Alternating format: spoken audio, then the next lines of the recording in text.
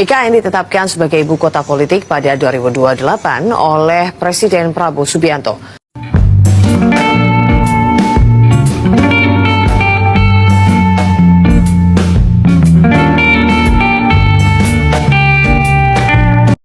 Pemirsa, Istana buka suara soal penetapan IKN sebagai ibu kota politik mulai tahun 2028. Penetapan ini menandai fase baru pemindahan kekuasaan eksekutif, legislatif, dan yudikatif ke IKN. Ibu Kota Nusantara atau IKN 2028 berubah nih, jadi ibu kota politik. IKP dong kalau disingkat. Kalau katanya Direktur Eksekutif Indonesia Political Opinion atau IPO, Deddy Kurnia Syahini menilai IKN berubah menjadi ibu kota politik menunjukkan gagalnya tujuan awal pembangunan ibu kota Nusantara. 2028 Kota Nusantara ditetapkan jadi ibu kota politik. Hah? Jadi guys, Otorita Ibu Kota Nusantara atau OIKN menyebut pada tahun 2028 Kota Nusantara, ibu kota Indonesia yang dibangun di sebagian wilayah Kabupaten Penajam Pasir Utara dan Kabupaten Kutai Kartanegara, Provinsi Kalimantan Timur, ditetapkan menjadi ibu kota politik. Halo teman-teman semuanya, gimana nih kabarnya? Kembali lagi bersama kami di pembahasan mengenai Ibu Kota Nusantara. Hari ini kita punya topik penting nih, yaitu IKN akan menjadi kota politik 2028. Penasaran? Yuk kita bahas!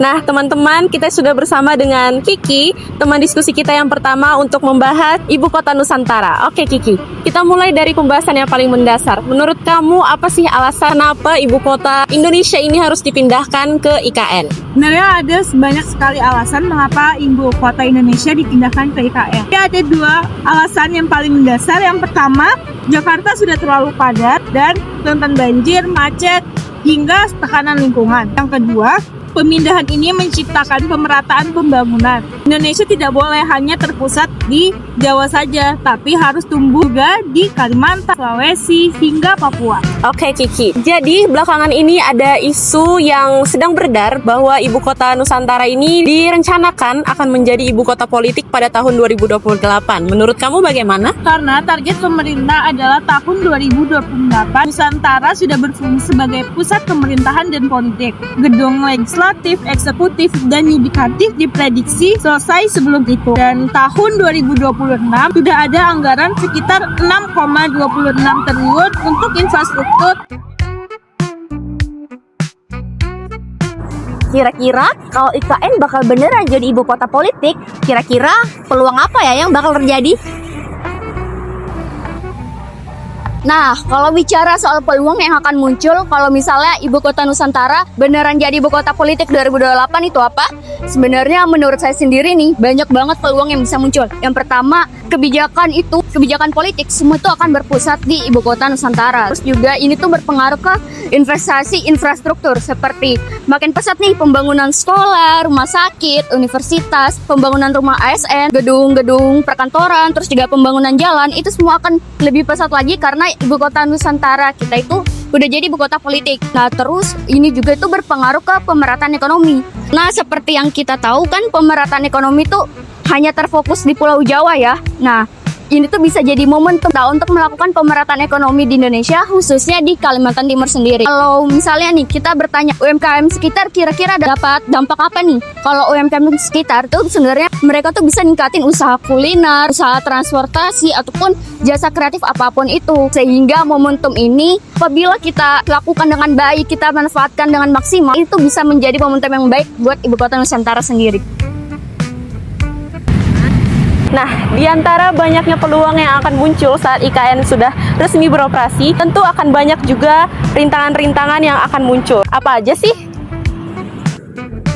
Jadi ada beberapa tantangan serius nih. Yang pertama, pendanaan biaya pembangunan sangat besar. Perlu investasi swasta dan kerjasama internasional. Yang kedua, keterlibatan lokal pengusaha Kalimantan Timur masih belum merasa dicukupkan. Yang ketiga, kenaikan harga tanah, risiko masyarakat lokal tergusur jika lahan makin mahal. Yang keempat, dampak sosial budaya, perubahan demografi karena masuknya banyak pendatang. 5, infrastruktur dasar, air bersih, listrik, transportasi, dan internet harus berfungsi penuh. Yang keenam, risiko keterlambatan jika target 2027 sampai 2028 tidak tercapai, kepercayaan publik bisa menurun. Jika banyak sekali tantangannya, lalu strategi apa yang harus dilakukan? Jadi gini, kita nggak bisa mengandalkan pembangunan fisik saja, ada beberapa langkah penting yang harus dilakukan. Yang pertama, pendanaan. Biaya pembangunan besar banget, jadi perlu kolaborasi yang kreatif, bukan cuma mengandalkan pemerintah dan swasta saja, tapi juga melibatkan lembaga sosial, bahkan dukungan dari internasional. Yang kedua, jangan sampai masyarakat lokal cuma jadi penonton. Jadi harus ada porsi lebih besar untuk masyarakat supaya ekonomi daerah juga ikut terangkat. 3, pembangunan mesti berkelanjutan. Artinya jangan sampai merusak lingkungan atau mengkikis budaya asli dari masyarakat itu sendiri. Yang keempat, teknologi. Smart city itu bukan sekedar canggih atau keren, tapi bagaimana kota ini bisa benar-benar efisien, aman, dan nyaman buat semua orang. Terakhir, transparansi. Publik harus dilibatkan biar prosesnya bersih dan tidak ada korupsi, dan kepercayaan masyarakat juga tetap terjaga. Kalau kita lihat lebih dekat, generasi muda juga menyongsong bagaimana IKN akan bertumbuh ke depannya. Kira-kira apa saja sih peran yang bisa dilakukan oleh generasi muda untuk menyongsong IKN 2028?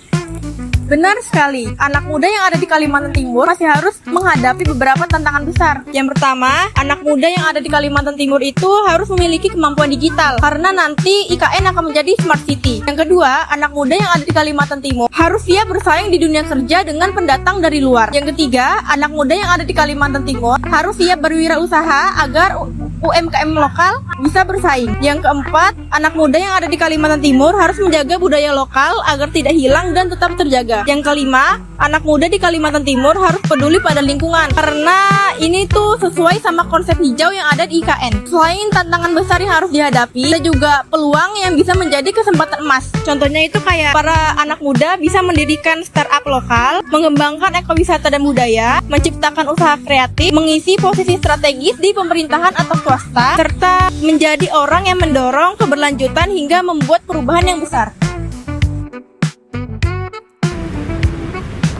Itulah pembahasan kita mengenai IKN Ibu Kota Politik 2028 yang akan menjadi sebuah peluang serta tantangan bagi bangsa Indonesia di masa depan. Inilah saat yang tepat kita sebagai warga Kalimantan Timur, apakah kita hanya sebagai penonton latar belakang, ataukah kita ikut serta dalam perubahan perkembangan negara kita?